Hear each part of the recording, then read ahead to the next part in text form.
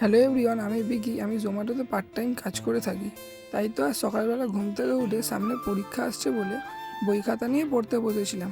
এরপর একটু বেলা হতেই 12টা থেকে 2টো অবধি গিগ বুক করে সাইকেল চালিয়ে বেরিয়ে পড়েছিলাম অর্ডার মারতে। তো এরপর আমার কাছে চলে এলো প্রথম অর্ডার, সেটাকে আমি অ্যাকসেপ্ট করে বেরিয়ে পড়লাম পিক আপ করতে। পিক আপ লোকেশানে গিয়ে খানিকক্ষণ অপেক্ষা করার পরে অর্ডারটাকে পিক আপ করে সাইকেলের হ্যান্ডেলের মধ্যে প্লাস্টিকটাকে ঝুলিয়ে নিয়ে বেরিয়ে পড়েছিলাম অর্ডারটাকে ডেলিভারি করতে।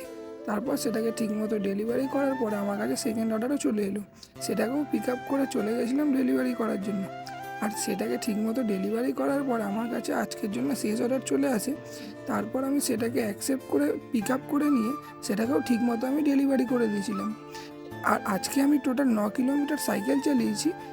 আর আজকে আমার মোট আয় হয়েছে 145 টাকা। তোমাদের যদি এই ভিডিওটা ভালো লাগে অবশ্যই একটা লাইক করে দিও। আর চ্যানেলে নতুন হলে চ্যানেলটাকে সাবস্ক্রাইব করে দিও। দেখা হচ্ছে অন্য কোনো দিন অন্য কোনো ভিডিওতে।